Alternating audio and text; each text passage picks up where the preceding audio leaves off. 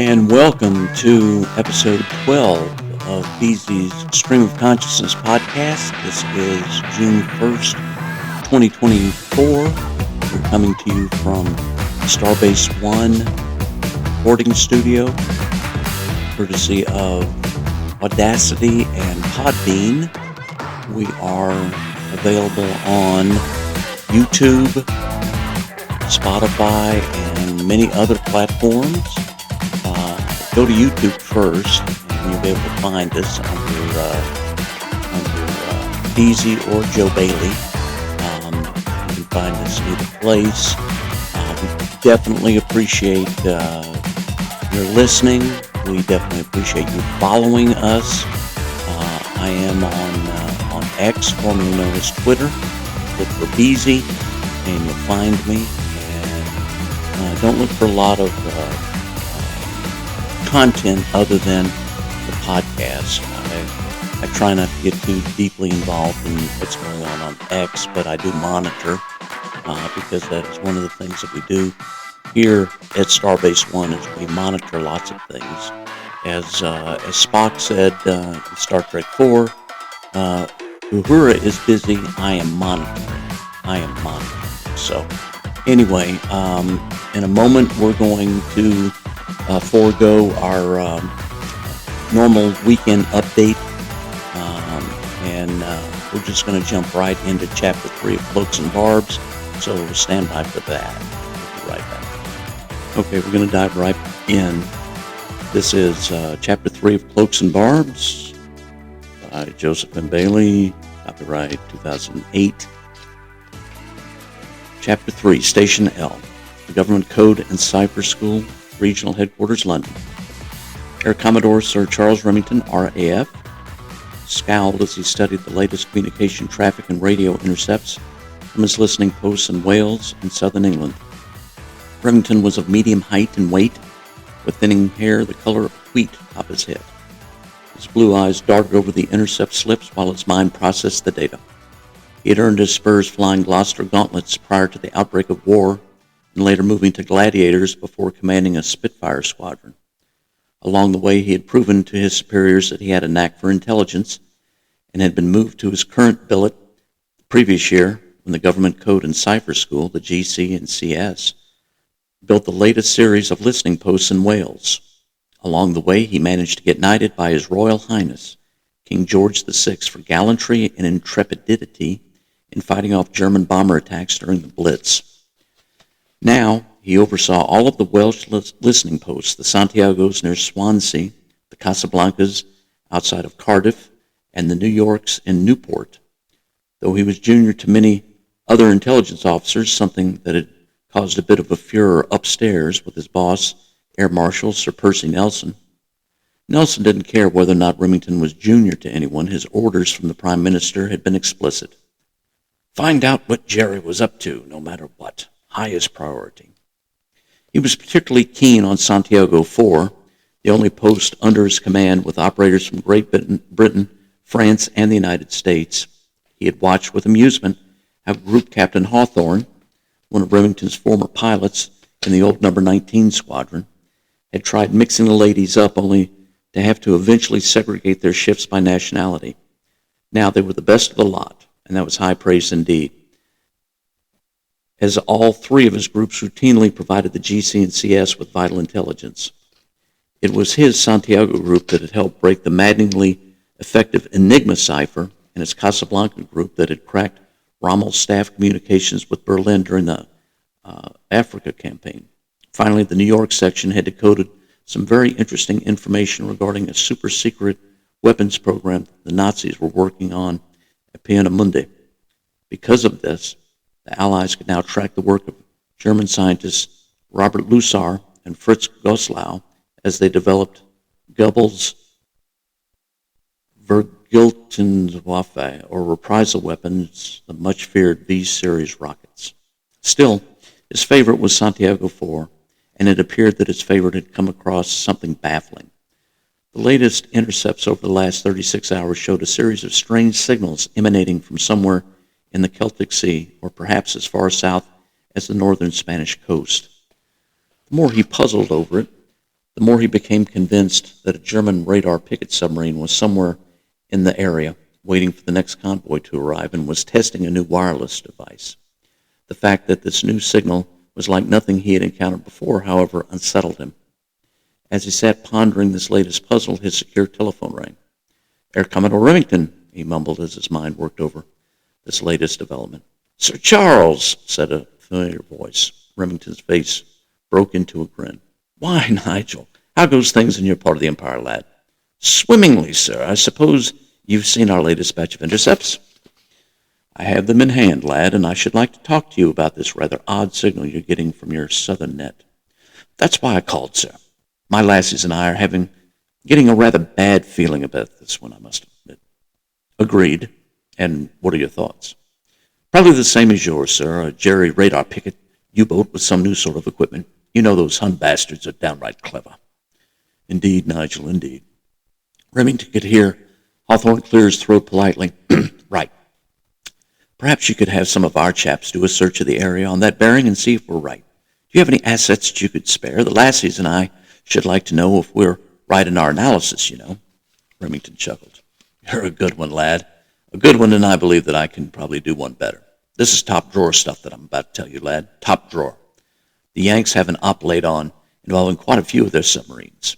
It seems that they want to bottle up as many U-boats as they can in Brittany, so they will have a sub or two in that area by this time tomorrow, perhaps sooner. I'll see if I can't have them do a look-round for us, and I'll have number 119 Squadron in Pembroke Dock do a few flyovers in their Sunderlands. If Jerry's out there, we'll find him." "I know we will, sir, and we will be most appreciative of any updates you have for us." "Consider it done, Nigel. Anything else on your mind, lad?" "Thank you, sir, but no. That about covers it for now." "Right. We'll talk again soon, shall we?" "Of course, sir. Goodbye." "And to you, lad." With that, Remington clicked the receiver hook to kill the line and immediately dialed his secretary. "Miss Chatham, ring up the home field office. Commodore Weston, please." 49 degrees, 40 minutes north, 6 degrees, 34 minutes west. Night had already fallen when the smaller orb broke the surface of the Celtic Sea. The sphere cracked neatly in two and a dark figure clambered out. Appearing vaguely human in appearance, it began swimming north, its head bobbing in the dark swells. USS Barb. The submarine was motoring along in the post-dusk darkness at a brisk 20 knots, and the wind and salty sea air stung the eyes and faces of the lookouts as they stood at their places on the periscope shears, alert for anything out of the ordinary. Below them on the bridge stood Ensign Thomas Dwyer, the most junior of Barb's 8 officers, Quartermaster Second Class Dennis O'Shea, and Yeoman Third Class Ralph Burnett, the telephone talker. Dwyer had never been so excited in all his 21 years. He had graduated from Annapolis earlier that spring, eager to join the war and even more eager to serve aboard a submarine, any submarine. All throughout his junior year at the Naval Academy, he prepared himself for duty on one of the older Esser-Tamber-class boats, as he knew that he would be assigned to the Atlantic Fleet, where such boats were most prevalent. But he was delighted and honored when he found that his first billet would be aboard Barb, a fleet boat that he knew would soon be reassigned to the Pacific Fleet. He had found life aboard to be everything he had dreamed and more. He had joined Barb at Norfolk just before she had sailed with convoy Charlie X-Ray 15 last month. Even though the boat had not bagged any U-boats on that trip, she had fired in anger at 2 of them that had threatened the convoy, which had thrilled him to no end. As the most junior of Barb's officers, he drew the least enviable of officer duties, supply officer, but he did not care.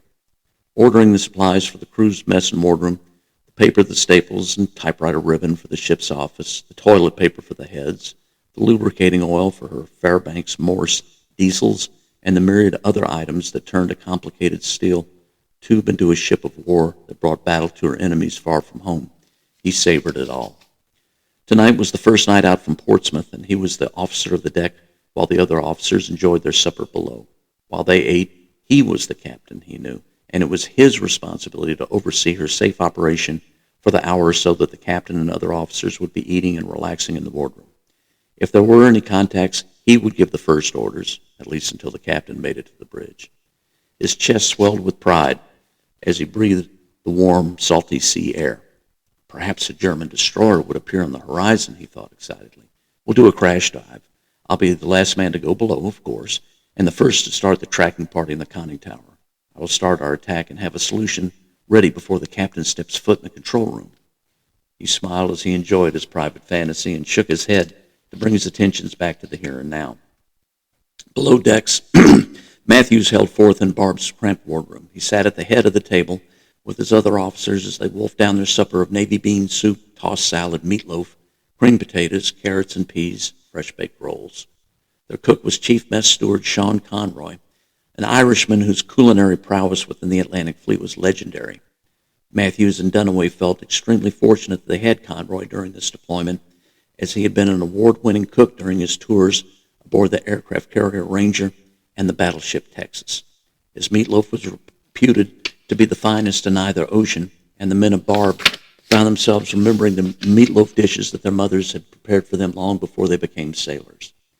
Matthews had just finished his first helping when Conroy poked his head into the compartment. "How are we doing in here, Captain?" he asked. "There's plenty more if you want some." "You bet I want some more," said Matthews. "More spuds, too, if you please." "Same here," seconded Dunaway as he mopped the meatloaf gravy off his plate with half a dinner roll. "I'll take another round, too," said Lieutenant John Gray, Barb's chief engineer. "Bring the whole thing in here, Cookie," said Lieutenant J.G. Ralph Johnson, the boat's navigator. Various other grunts around the table told Conroy that his meatloaf had been a hit. "Coming right up, sirs," he said happily as he stepped back into the galley, where his two mess stewards, Seaman Cook Striker Abraham Washington, a black boy from Mississippi, and Steward third class Alfonso Mendez, a Filipino, labored over the dessert, carrot cake and ice cream. While Conroy fetched the second helpings, Matthews sipped his iced tea and Dunaway buttered another roll. "Hope the kid's making out okay," said Dunaway, referring to Dwyer as he tore his roll with his teeth. "I'm sure he is," replied Matthews. "Everybody's got to learn sometime. We all stood our first bridge watches once upon a time and lived to tell the tale." On the bridge, Dwyer was doing just fine. In fact, he wished that the other officers would drag their meal on for another hour or two. He could eat later. It was a clear, fine night as the bad weather from the night before had hours ago expended its energy over central France. The half-moon sat high in the sky, illuminating the crinkled sea surface for miles around, while Barb, with her low silhouette, would be nothing more than a dark bump on the water to prying eyes. He looked down at the sea near the bows of the submarine. Barb's sharp V-shaped bow was cutting a swath in the water that rolled down the sub's rounded saddle ballast tanks and past her blunt stern, leaving a phosphorescent wake behind. Dwyer thought it was the most beautiful thing he had ever seen, more lovely than even... That's strange. He saw tiny glints in the water on either side of the sub, little shiny things that the boat rapidly passed by and left behind, but there were a lot of them. In the moment, Dwyer realized that what he was seeing were dead fish, lots of them. "Something in the water dead ahead," shouted Seaman Apprentice Well Blunt. "Starboard lookout." Dwyer put his binoculars to his eyes, but he could see nothing. He dropped the glasses and squinted ahead. Sure enough, it looked like someone on a passing merchantman had dropped a rolled-up bolt of carpet and some fire hoses overboard. Barb was bearing down on it at over 20 knots. Dwyer thought quickly. "Helm, 5 degrees right rudder," he called down to the conning tower. "All ahead slow." He turned to Burnett, who was manning the talker gear. "Tell the captain we are slowing to examine flotsam." Burnett dutifully called down to the wardroom to relay the information.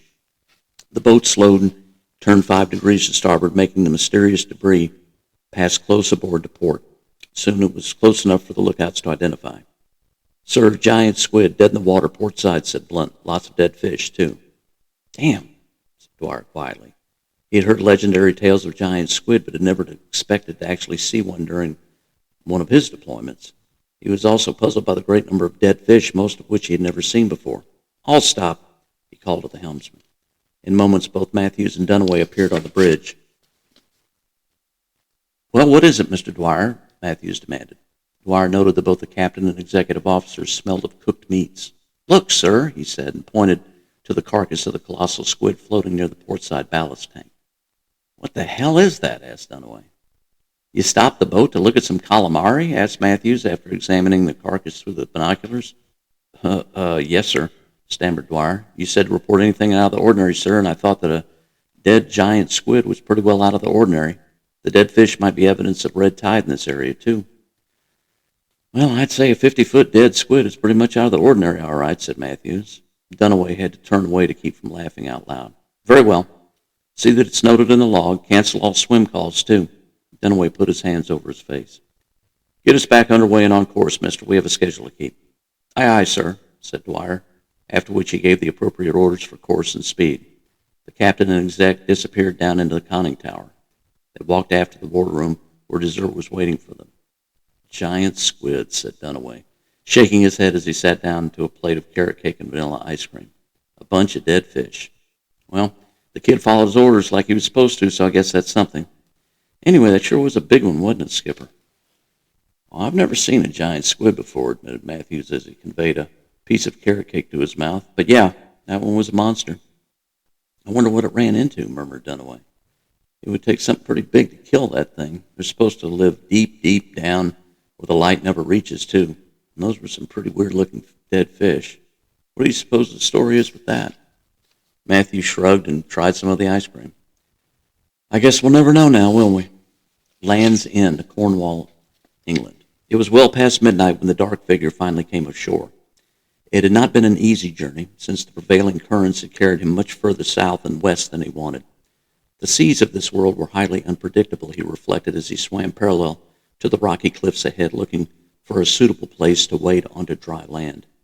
He found what he was looking for between two huge rock formations that apparently had long been eroded by wave action. Between them was a narrow spit of rocky land leading up a gentle slope to verdant fields beyond. It was here that he finally left the water. The previous scout had not reported back as he should have, so the newcomer knew that he would have to reconnoiter the land without assistance. The others would not come until they heard from him, and time was running out. He looked up at the moon and the stars before proceeding. This was a strange world, but one that would ultimately suit his race, provided he could complete his mission.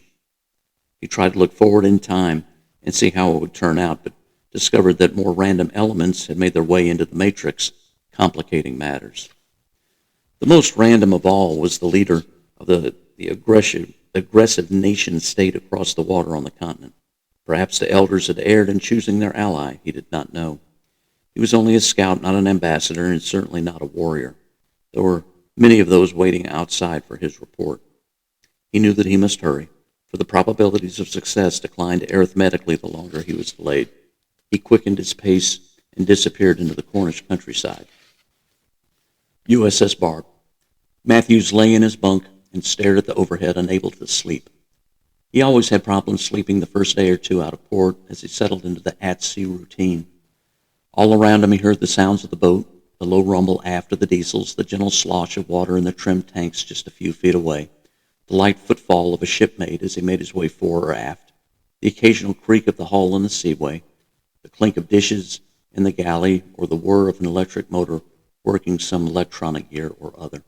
Barb was a good boat, he reflected as he turned onto his side.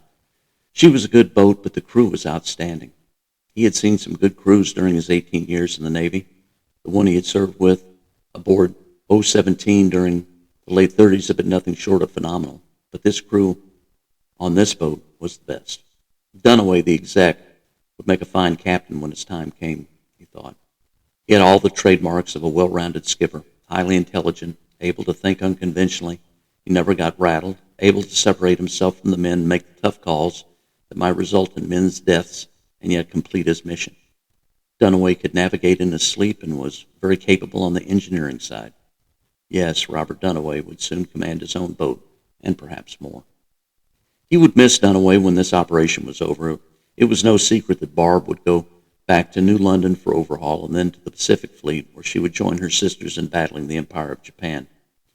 Matthews knew that he would command her until they arrived in New London, and then he would hand her over to a new skipper. Dunaway, he was sure, was in line to get another half-stripe on his shoulders and a new construction boat to command. For his part, Matthews would probably be kicked upstairs and given a squadron command staff posting. He didn't like the sound of that too much. He enjoyed commanding men at the tip of the spear, enjoyed the camaraderie, and loved being at sea. A sailor belongs at sea, someone had once told him long ago, and he believed it. For him, each time he left port on a deployment was like the first. The salty sea air, the wind in his face, the motion of the boat. He loved it all. Presently, The smell of diesel fuel and sweat in the boat gave way to the aroma of bread baking, and he knew that Chief Conroy was preparing the biscuits and rolls for breakfast in a few hours. Unable to sleep and not really wanting to, he sat up, slipped on his shoes, and went aft. He stopped in the control room long enough to give the watchstanders and their instruments a quick look, then proceeded aft to the galley. He found Conroy and Washington pulling the loaves out of the oven. Washington looked up and smiled at his captain. "Morning, Captain," he said, flashing a mouthful of white teeth. "Coffee?" "Yeah, Wash," said Matthews. "Thanks." While Washington fetched a clean mug and filled it from the urn, Matthews hovered over a pan of biscuits fresh from the oven and breathed deeply. "They smell great, Chief." Conroy put another pan of dough into the oven and wiped his hands on his apron. "This'll be a good breakfast today, Skipper," he said. "Fresh eggs, bacon, hash browns, sausage links. The Brits love those, and they gave us enough to feed a battalion. Grits, biscuits, and gravy, and fresh orange juice. That should start our patrol off, right?" "Well, that was one hell of a supper last night," Matthews said, eyeing the biscuits greedily. "Thank you, sir. That meatloaf recipe is my mother's. It has a couple of secret ingredients to give it a little pizzazz. Navy regulation meatloaf is a little on the bland side." Matthews grinned and shook his head. Conroy was definitely the best in the business. Washington appeared around the corner and handed the captain a mug of steaming brew. "There you are, sir," he said pleasantly, and rejoined Conroy, who was now brushing drawn butter over the tops of the bread loaves. Matthews took a sip and nodded. "Good Joe, fellas," he said, and turned to head back forward. He climbed the ladder from the control room onto the conning tower and past the helmsman and Chief O'Brien, who stood next to the TDC. "You ever sleep, Chief?" he asked. "Only when you do, Skipper," smiled the brawny chief quartermaster. Matthews climbed further up, grabbing a pair of binoculars along the way, and emerged on the bridge, which was awash in moonlight. There were no clouds in the sky, and he could see all the constellations overhead. Two lookouts stood silently at their places on the periscope shares, binoculars to their eyes, as they scanned the sea around them. Lieutenant John J.G. Richard Gray had the con and was talking quietly with the quartermaster's mate at his side. He saw the captain appear behind him. "Morning, Skipper," he said. "Can't sleep, sir?"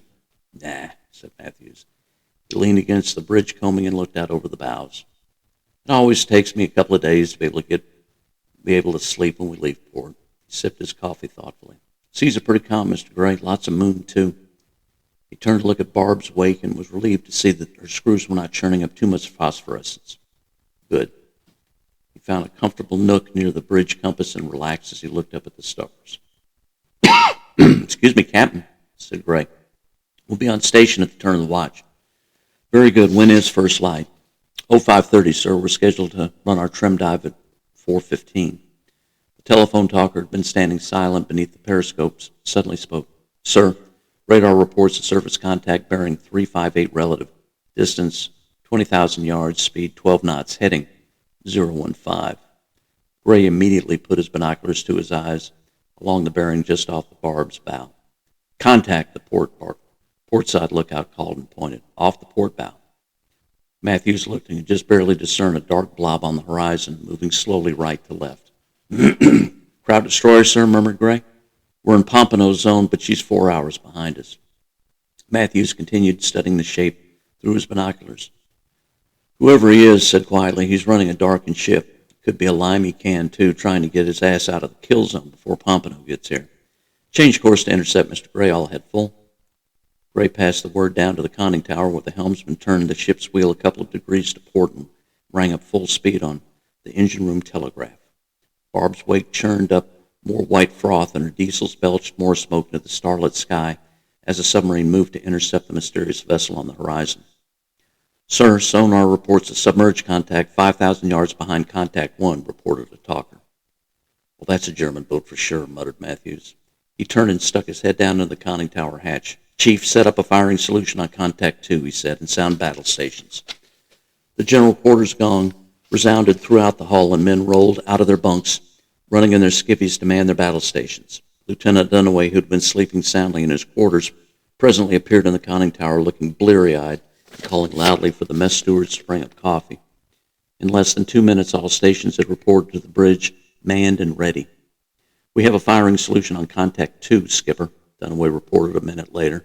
"It's an easy one, right to left." "Very well." Matthews studied contact 1 through his binoculars as they gradually closed the range. It slowly came into view, and Matthews could begin to make out details. She had two low-slung main battery turrets forward of an unusual superstructure and a raked single stack. He was suddenly aware that a blinker lamp on the destroyer's signal bridge was winking at them in international Morse code. He took a moment to decode the message. "We are HMS Agincourt. Identify yourself." "Mr. Gray," he said quickly, "signal to contact 1. We are USS Barb. Submerge contact 5K yards to your stern. Increase speed and evade. We will attack." HMS Agincourt. A Royal Navy signalman read the message to Commander Jeffrey Smythe, captain of the new battle-class destroyer Agincourt. Smythe immediately ordered, 10 degrees left, all ahead flank, sound general quarters. As men ran to their battle stations, firemen in the 2,400-ton destroyer dialed up the ship's two Parson turbines up to 35 knots. The ship settled in at the stern like a race car and leapt forward, heeling to starboard as she began her turn. "Let's hope that Yank knows what he's about, Jimmy," Smythe said to his exec, who nodded soberly. "We'll know soon enough, sir." U-371. "The Englishman is increasing speed, Herr Captain," the sonarman reported to Lieutenant Helmut Schmier, who had been plotting the British destroyer's movements by sonar. He had acquired the destroyer at extreme range while patrolling the mouth of the English Channel and had violated orders by following it so far northwest. It would be worth the tongue-lashing he would receive from Grand Admiral Donuts, Scheer had reasoned, if he could sink one of Britain's newest and most capable destroyers. He had made a high-speed surface run to close the distance before finally diving at 7 kilometers dead astern of the British vessel. Then it had been a long game of patient waiting on his part while the destroyer zigzagged at 12 knots. He had nearly exhausted his batteries waiting for the perfect shot when his quarry, apparently alerted to his presence, had gone to flank speed. "Target turning to port, Capitan," reported sonar. "Speed increasing to 35 knots, range opening to 6 kilometers. Scheer knew that his G7A torpedoes only had an effective range of 8 kilometers while running at 40 knots, so it was now or never. "Verdammt," he swore. He had waited too long to get the perfect shot, and now the limeys were getting away. "Gyro angle 5 degrees, he said to his weapon officer. "Depth 2 meters, speed 40. The officer made the necessary changes to the fish. "Tubes 1 through 4 ready, sir. Fire 1, 2, 3, and 4, he ordered. In moments, all 4 torpedoes had been fired and were on their way towards Agincourt. HMS Agincourt. "Bridge sonar. Torpedoes in the water astern," Smythe swore. "All ahead emergency," he ordered. Rudder hard left." USS Barb. "Con sonar," called Norris. "Torpedoes in the water. The crowd just fired a spread at the Brit." "Mr. Dunaway?" asked Matthews as he watched the destroyer turn sharply to port and put on speed. "Solution set, sir," replied Dunaway. "Tubes 1 through 6 ready, 6-degree spread. Match bearings and fire 1. Fire 2. Fire 3, Matthews ordered. He felt the boat shake with each launch and watched the telltale bubble trails extending out from Barb's bow. 3 fish away, reported the bridge talker. Sonar reports all 3 are running hot, straight, normal. "Very well, slow to 2/3. Run time for the fish?" 28 seconds, Skipper, replied Chief O'Brien from the tack table. Matthews shook his head as he watched the British vessel turn and twist in the water as she attempted to evade the torpedoes.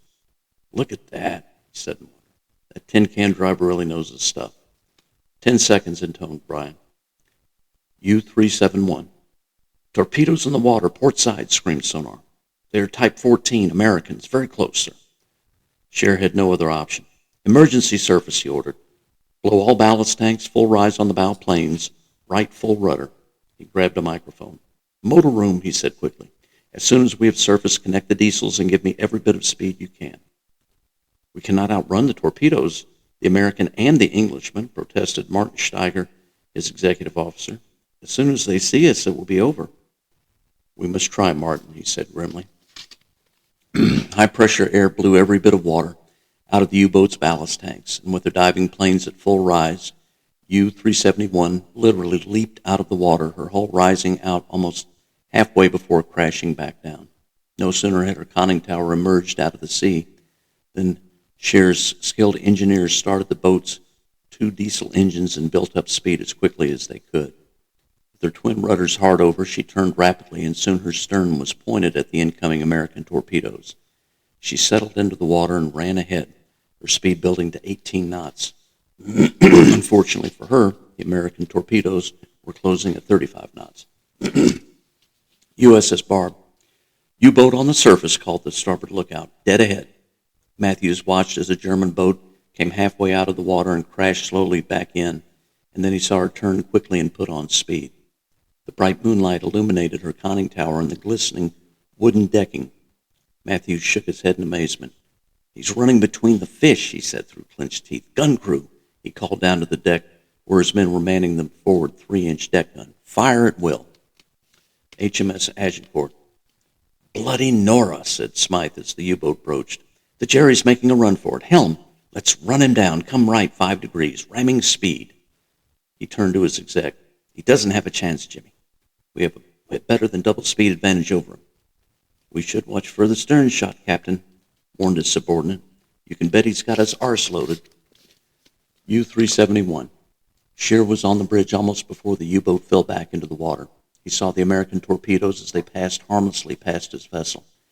He also saw the American submarine behind him and the British destroyer bearing down on his aft port quarter. "Martin," he yelled into the bridge voice tube. "Snapshot. Fire at the stern tube when ready." He felt his boat tremble once as the torpedo left the stern tube. At that moment, the deck gun on the American sub fired. A few seconds later, there was a tremendous splash 50 yards off the bow port quarter. "Right rudder 10 degrees, he ordered, and the U-boat nimbly turned to starboard. HMS Agincourt. "Cripes," Smythe swore as he saw the American deck gun erupt. "Don't want to catch an errant shell now, do we, Jimmy? Helm, 10 degrees left rudder. Let's parallel him for a bit." "Torpedo in the water, starboard side," reported a bridge lookout. "The fish is headed for the Americans." "Very well," said Smythe. "Jimmy, have our main batteries track the Jerry. Fire when ready." USS Barb. "Torpedo in the water, dead ahead," screamed the portside lookout. "Damn it," yelled Matthews. "Come right, 5 degrees, all ahead flank." Barb turned quickly to the right.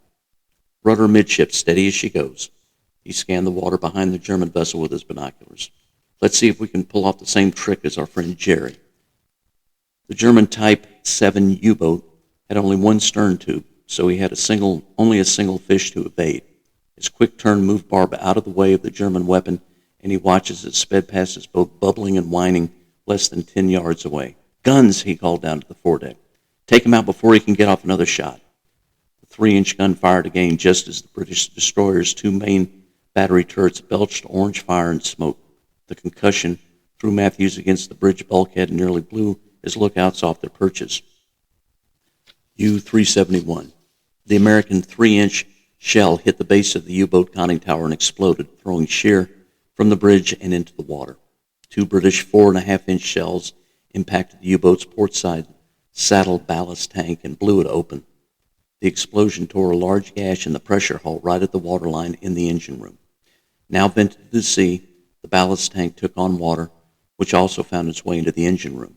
There was no way for the crew to compensate for the sudden flood of seawater on one side of the vessel, and she began rolling to port. Shear watched in horror as his boat rolled completely on her side.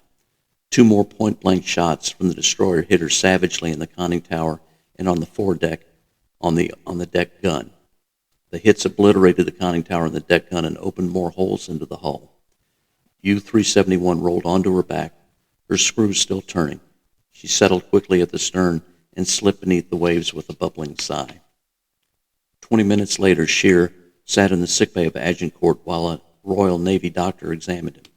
Sailors from the British vessel had plucked him from the water, wrapped him in warm blankets, and brought him quickly aboard, where he had been given coffee and brandy. He spied 2 officers standing at the sickbay hatch, speaking in hushed tones and gesturing in his direction. One was immaculately dressed in British naval whites, the commanding officer undoubtedly, and the other had the scruffy look of a submariner. He wore officer's khakis with dolphin insignia on the breast. "You," he said to the submariner, as the British doctor tried to listen to his chest with a stethoscope. The man in khakis ambled over with the British officer in tow. "You speak English?" he asked as he folded his arms across his chest. "Yeah. You are American?" The man nodded. "You sink my boat?" The British officer spoke up. "We both did, old man," he said. "You gave it a good run, Jerry, but frankly you didn't stand a chance." Shearer nodded soberly as he thought about his crew all dead. He wondered briefly if he could ever see his family again back in Hamburg, but he didn't fear for his own safety at the hands of the British. The Russians were another matter, but he wouldn't be seeing them anytime soon. Presently, the British doctor stopped listening to the German's chest and draped his stethoscope around his neck. "Fit as the proverbial fiddle, sir," he said to Smythe, who nodded. "Right. Would you excuse us, Doctor? Commander Matthews and I would like to have a word with this one before he visits our brig." USS Barb. 2 hours later, as the sky began to brighten in the east, Barb submerged for the day's patrol, while Agincourt put her bows towards the port of Falmouth, Cornwall, where she would offload her lone German prisoner of war. "Passing 100 feet, sir," reported Dunaway as Matthews dropped down from the conning tower and into the control room. "Steady on course 092. "Very well, Mr. Dunaway. Transfer the con to Mr. Gray and join me in the wardroom." They went forward to the officers' wardroom and sat down. "How did you like that limey can?" Dunaway asked as he poured 2 cups of coffee. "Hard to find coffee there," Matthews deadpanned. "I sure like their tea. I'm not sure I could ever get used to that. That and cucumbers on bread. Weird stuff, Robert." "What about the kraut they pulled out of the water?" "He was the skipper. Shearer is his name. And he basically confirmed everything the Admiral told me. Donuts is pulling all his boats in close, leaving all the shipping lanes clear. Wow. With no U-boats in the deep basins, we'll be able to get all sorts of material through. They better start sending convoys across before somebody in Berlin changes his mind." Matthews nodded as he gulped down his coffee. "That probably means a pretty quiet patrol for us, though, unless another kraut skipper tries to do something heroic and stupid." Dunaway grinned fiendishly. "Oh, I hope they do. I really hope they do." Matthews rose. "I'm going to get a contact report off to the old man right now," he said as he refilled his mug. "He needs to make sure these convoys keep on coming fast and furious." Penzance, Cornwall. It was growing lighter, he noticed. Soon, he knew that the strange inhabitants of this land would rise from their nocturnal rest and begin moving about. He would do well to be cautious, for he was not yet properly clad, and the locals would no doubt find his appearance unsettling. He made his way through a large, square-shaped area of green plants that stretched to the top of his legs. The plants were planted uniformly and were of a similar height, and they sighed in the gentle pre-dawn wind. He looked into the future and saw that soon several locals would be coming here to tend the plants, as this was obviously one of their cultivation areas. He would need to get undercover and quickly. At the edge of the field, he found a series of low, woody, deciduous shrubs that grew parallel to a rock and dirt pathway.